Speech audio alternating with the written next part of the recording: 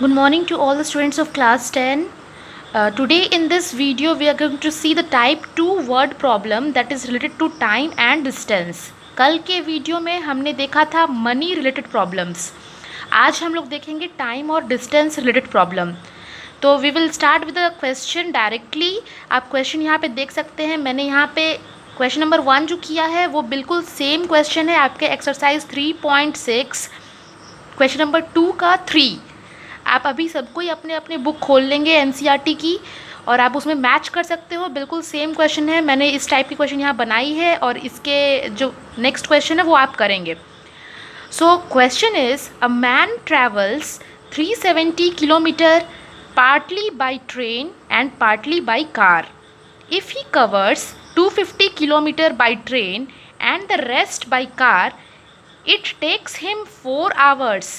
But if he covers 130 kilometer by train and rest by car, he takes 13 minutes longer. Find the speed of train and the car. जैसा कि मैंने पहले भी कहा था, आप अपनी लास्ट लाइन को देखोगे और x और y डिसाइड करोगे. तो आपको लास्ट लाइन देखते ही समझ में आ गया होगा. Find the speed of the train and the car.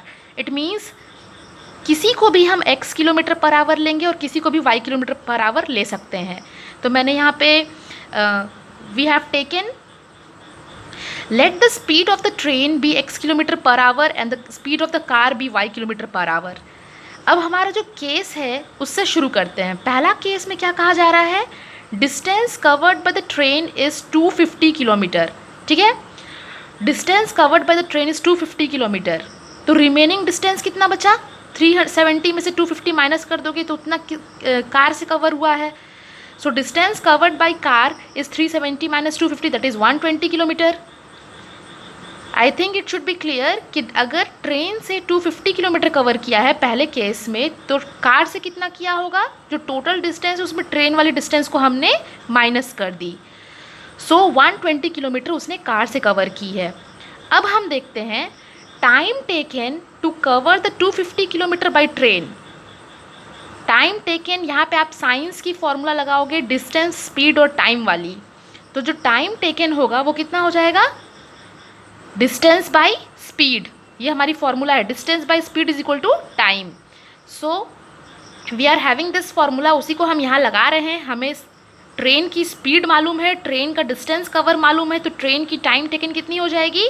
250 by x hours. Since it is a time, it is in hours. Okay. Similarly time taken to cover 120 kilometre by car is 120 by y hours. Okay, तो हमने दोनों की time निकाल ली. अब क्या कह रहा है क्वेश्चन में कि अगर दोनों के टाइम को ऐड कर दे तो कितना घंटा होता है? That is 4 hours. It will take 4 hours. तो एक इक्वेशन आपको यहाँ मिल रहा है x और y के टर्म्स में. यहाँ पे हमने इसको रिड्यूस किया है. आप देख सकते हैं यहाँ से हमने 5 को कॉमन आउट किया है, यहाँ से भी 5 को कॉमन आउट हम निकाल रहे हैं. ओके सॉरी, 2 को कॉमन आउट कर रहे हैं क्योंकि ये इधर से भी 2 कॉमन आउट हो रहा है, यहाँ से भी 2 कॉमन आउट हो रहा है, यहाँ से भी 2 कॉमन आउट हो रहा है. तो यहाँ से इसको 2 से डिवाइड निकाल रहे हैं तो 125 बचेगा. यहाँ से 2 निकाला तो 60 बचेगा. और जो 2 यहाँ से निकाला वो इधर आके डिवाइड होगा तो 4/2 हो जाएगा. That is only 2 will remain. तो हम अपने इक्वेशन को क्या किए हैं? थोड़ा सा छोटा कर रहे हैं. बिकॉज यहाँ 250, 120 दीज वेर बिगर डिजिट्स. तो हम इसको छोटा करने के लिए क्या किए? इस दोनों में से जो कॉमन था दैट इज़ 2 को बाहर निकाल लिए और वो 2 को यहाँ जाके क्या किए? डिवाइड कर दिए. तो that is 4/2. That is only 2 is remaining. अब जो आपका इक्वेशन, नया इक्वेशन बन गया है वो 125 by x plus 60 by y is equal to 2 है. This is the first equation we have got from the case 1. Similarly अब हम अपने केस 2 की तरफ जाएंगे. For the case 2 you can see here the distance covered by train is given is 130 kilometre. Train से कितना distance cover किया है? 130 kilometre. Similarly the distance covered by car निकाल लिया हमने. 340 minus 130, 370 minus 130 that is 240 kilometre. Train की भी distance पता हो गई, कार की भी डिस्टेंस पता हो गई. जैसे हमने पहले केस में किया बिल्कुल वैसे ही. Time taken by train that is 130 by x hours and time taken to cover 240 kilometer by car is 240 by y hours. अब हमारा जो सेकंड केस है उसमें कह रहा है कि अगर दोनों के टाइम को ऐड कर दे तो जितना टाइम पहले लग रहा था उससे 18 मिनट्स ज़्यादा लग रहा है। तो 18 मिनट्स को हमने आवर से बदला है, that is 18/60। So what we are going to do, एक और इक्वेशन तैयार हो गया हमारे लिए। अब हमने यहाँ से 10 को कॉमन आउट किया, 10 को उधर जाके नीचे में मल्टीप्लाई कर दिया और इसको हम सिंपल ऐड करेंगे। So when we are going to add these, we are going to take the LCM.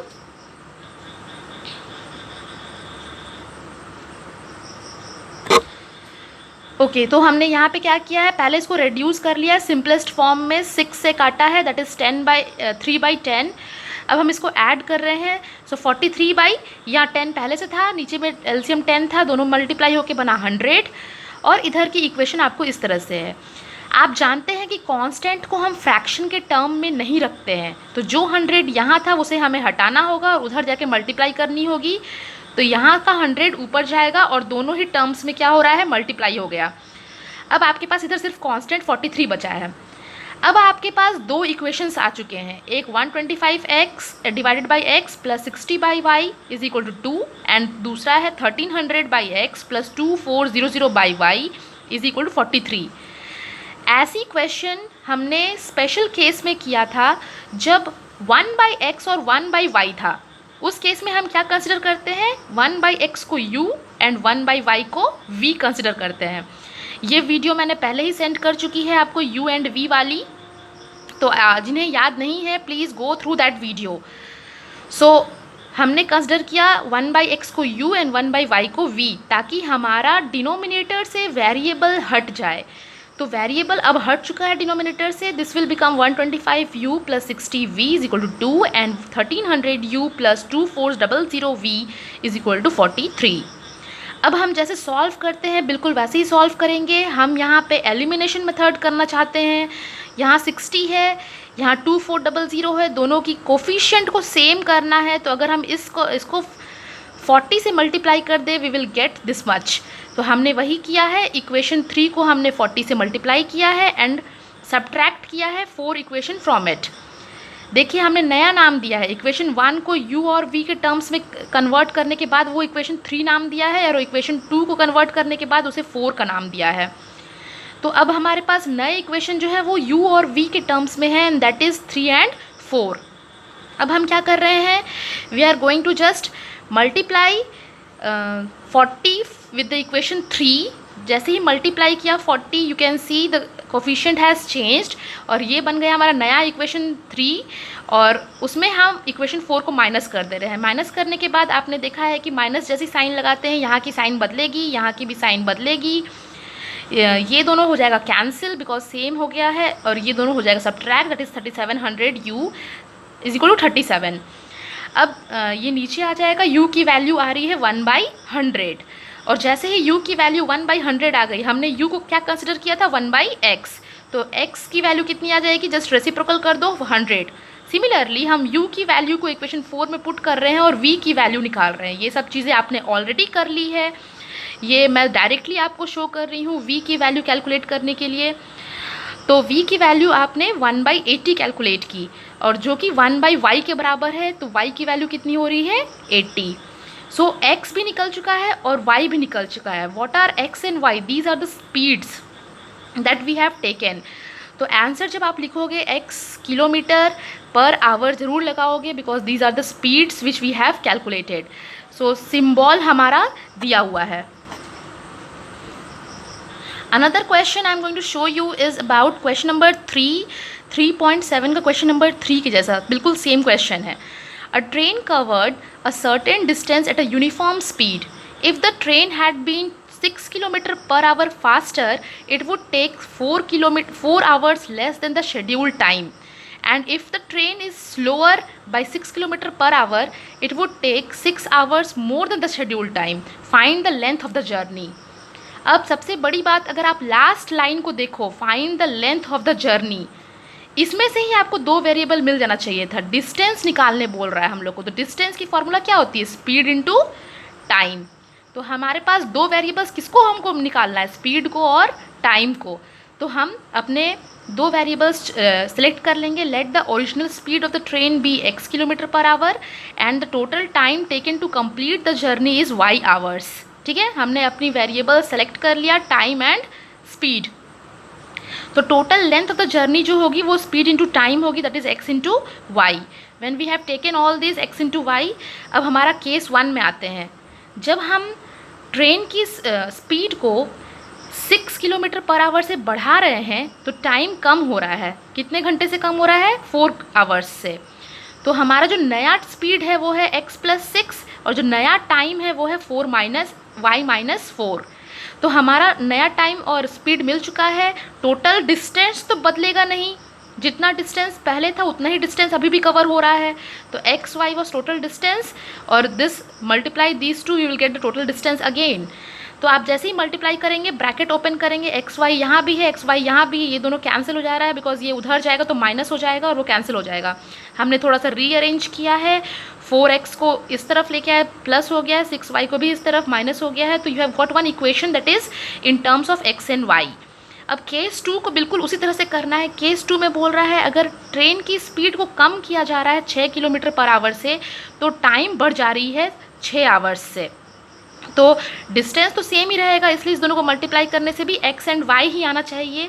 Again solving this we have got this equation. दो इक्वेशन मिल चुके हैं हमें.